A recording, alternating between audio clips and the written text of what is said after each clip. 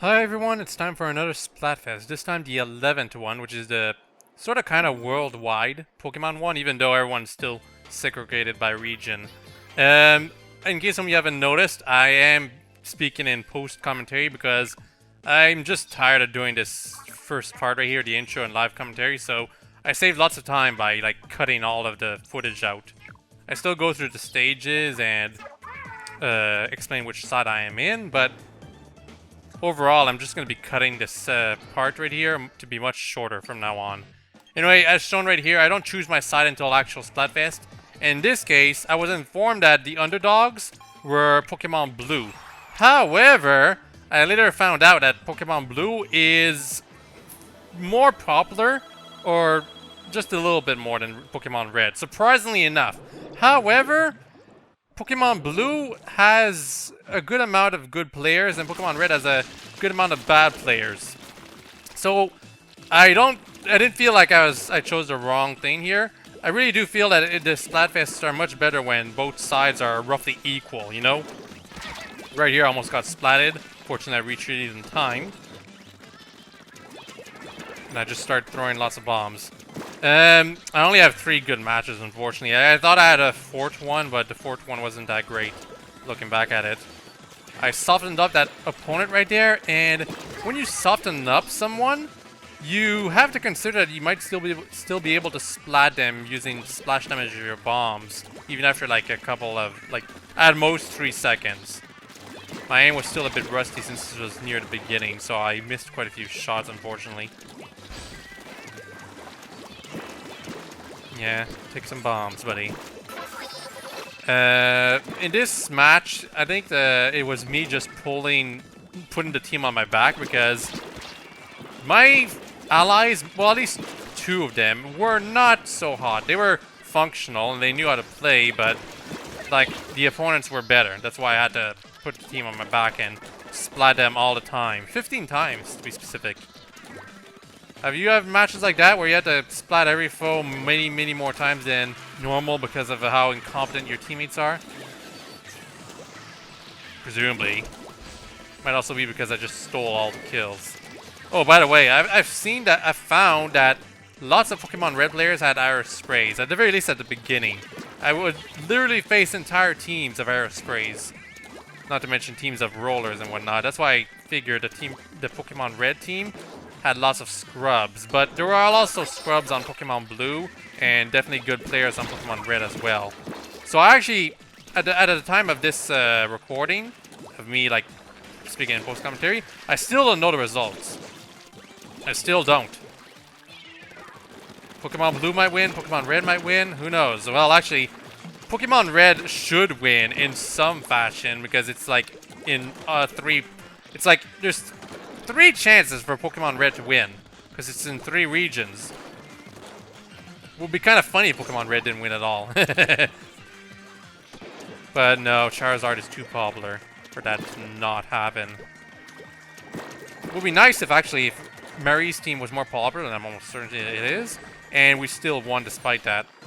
It would be real nice, because this hasn't happened in the North American Splatfest for a long time. A team that is more popular to also win the Splatfest. The last time that happened, I feel, was Art vs. Science, right? That was like what, the 5th Splatfest? That was such a long time ago. Here I got splatted dumbly, and it's a good thing my ally splatted that opponent right there because it was close at the end. But yeah, 15 splats to carry my team, just ridiculous. So also, as a neat bonus, I actually did the 3 matches that I put up on this video. They cover all the stages, which is kind of fortunate because I didn't want it to all be on Blackbelly Skatepark or something. And Chubby Games doesn't look all that great in the nighttime, to be honest. It is different, but I don't know. It doesn't benefit from the night atmosphere at all, which isn't like it's kind of obvious considering it's an interior. But if you do look up, you will actually see the night sky. It is kind of neat. But unlike the other stages, you have to like actually go out of your way to notice that. The opponents here aren't too difficult, because there was a team where the Charger was insanely good, and it wasn't me. Here, I don't know how I missed that one player, but it doesn't matter. What I do in this match with my Octobrush is mostly just go berserk, really. I just go in circles, inking over the place continuously and splatting the occasional foe, and it works. Although it probably would not have worked if my allies weren't distracting for me, because it was kind of a close one at the end. It really was. Ambushed lots of players here. So basically, after this point, I do believe I just continuously go around, just inking the turf continuously, just to make sure that we're constantly have the advantage, because it's important. It scores me more points too. And actually, as something I should point out, I'm almost done upgrading all my shirts. I've already upgraded all my hats and shoes, but I'm almost done upgrading all my shirts. I feel I might miss one shirt or two, but only level 1 shirts left to upgrade. I still have to upgrade like 21 of them. There's lots, but if I do that, I'm not even sure what I'm gonna do besides like re-roll for my favorite equipment. My bobble hat only has 2 damage ups. I wanted it to be all 3 damage ups, even though that's not an optimal thing to try for it, because it should be like a main gun ink saver for the bobble hat. That's its preferred sub. Yeah, so basically this entire match is just me going around continuously. I missed pretty much everyone with my Kraken, unfortunately. Like that carbon roller just missed me. Kinda got lucky there. But even though I'm going berserk consistently... having trouble speaking right now. Even though I'm going berserk consistently inking turf all over, we're still not like have the immense advantage. There were several games in Anchovy games where we locked the opponents inside their base. This was not one of those games. And I felt it was quite important for me to consistently go around in circles, inking turf all over, to keep the advantage. Because otherwise, we definitely would have lost. Definitely. Also helps that I never got splatted. Okay, final match. Yeah, it's already the final match. Camp Triggerfish. Probably my favorite map out of the 3 that were in the Splatfest. And also a roller team. There was actually one more match with a player called Josh, who had the exact same equipment as I did, and he made a Miiverse post about it just after. It was kind of funny, but unfortunately, I was not in the middle of the action that match, so I removed it. The beginning right here, though, managed to catch those 2 opponents right away. That just props you up, you know?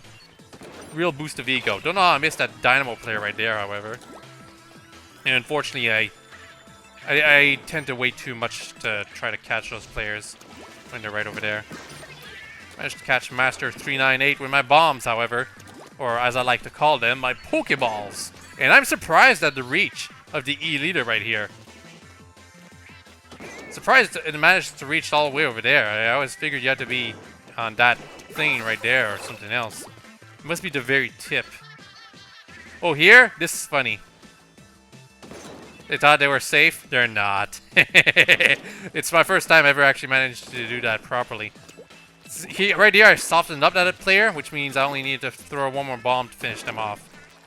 Really cool that you can splat foes like that by just aiming at the right spot.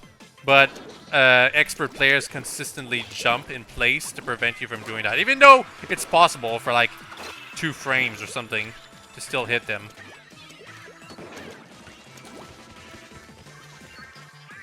The rest of the match is not so great because how can you beat splatting foes at the beginning like this? But it's still fun. My allies were really, really good, however. But basically, one of the problems I had during the Splatfest that I consistently got people who disconnected, people who weren't very good on my teams because I kept switching around trying to find Huerta or any of my friends. I actually did manage to find 4T Omega, but I'm not sure if she or he is one of my friends. But after some time, I just got tired of the bad teams, so I just stuck to one team, and they were very good, so a lot of our matches ended up with locking the opponents inside their base.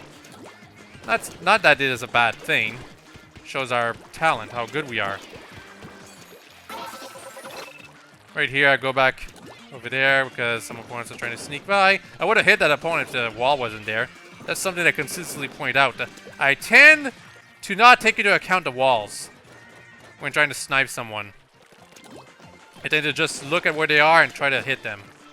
Of course, there's also many instances where my timing just isn't right, unfortunately. The Kraken right here, I really fooled around too much with it. Should have thrown my bomb right here, and I did, but too late. She splatted me. Well, good for her. It's not that bad when you get splatted every now and then. Anyway, yeah, that's it, unfortunately. That's all for this Splatfest. I really wish I had more great matches to show you all, but unfortunately, this all I really felt was good enough to show when it comes to entire matches anyway. There's plenty of moments, however. Plenty of jokes to do for the no voice chat compilation. But that's going to be for later. Hope you've all enjoyed this and hope you all have a nice day. Bye-bye.